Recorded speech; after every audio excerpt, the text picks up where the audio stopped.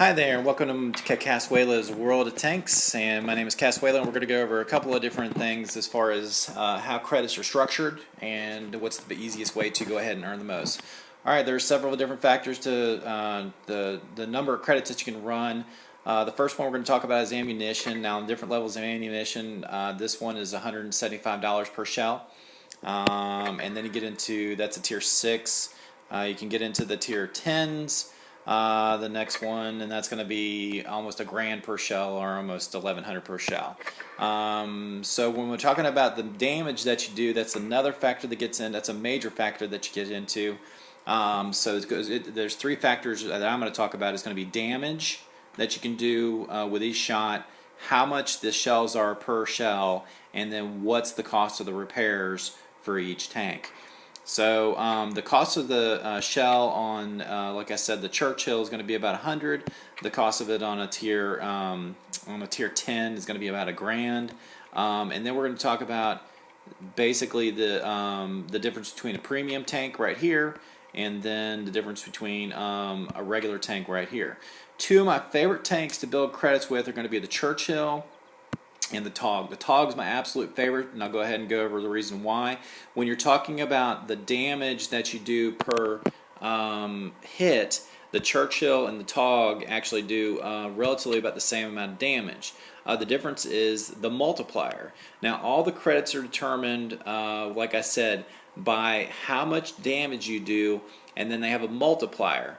So the multiplier for premium tanks that World of Tanks issues is different than it is for a regular standard tank that's not a premium tank.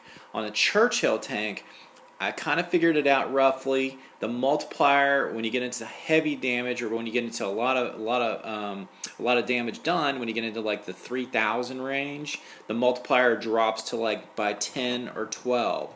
So if you do, and then on the TOG, which is my favorite to crunch credits on as far as the premium tank is concerned, the multiplier never drops below 20 that I've seen, and can go all the way up to 50.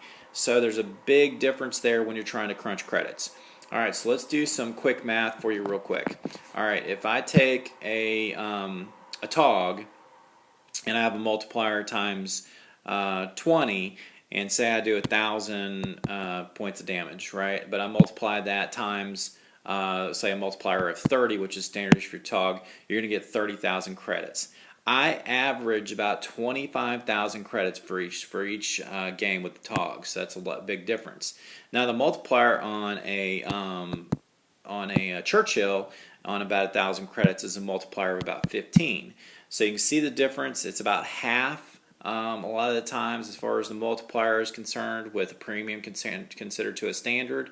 So that's one of the biggest differences that I found as far as the differences in the tanks. So getting back to the tanks themselves, hold on one second and I'll get back to that.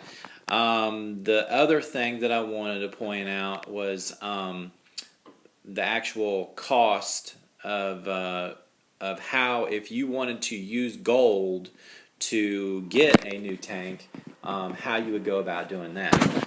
So if I look at my gold setting, my gold, how much I can do it for. So say like I wanted to buy a gold package. Okay, so there's different gold packages here, depending on how much you want to spend. You can go all the way up to $100 and get 28,000. You can be at 14, or you can be at $50 and be halfway there. Say we had to buy, a gold package right here. So I wanted to go ahead and buy credits. So I'm going to look at the exchange rate right here is 1 gold for every 400,000. So if you're looking at the different tiers as far as the tanks are concerned, and I look at what it takes to get a tank, we can look at it right here. So if I'm just going to start from scratch and I say I'm going to need, so the tank, let's start a new line here. Let's see if I can find a new line. Say I wanted to get this patent right here. The patent right here, as you can see, is going to be it's 10% off. It's like 600. It's like 6 million credits, right? So not only do you have to have the credits, but you're going to have the experience up here and the credits to purchase one. My calculations roughly estimate that it's going to take about $100, and that's just to buy the credits. That's not even that's $100 to go from here all the way to here to just purchase the credits. That's not purchasing the experience. That's just the credits. So it's really expensive to do a tank. So if I'm going to show you back here on the calculator, if I do 400, which is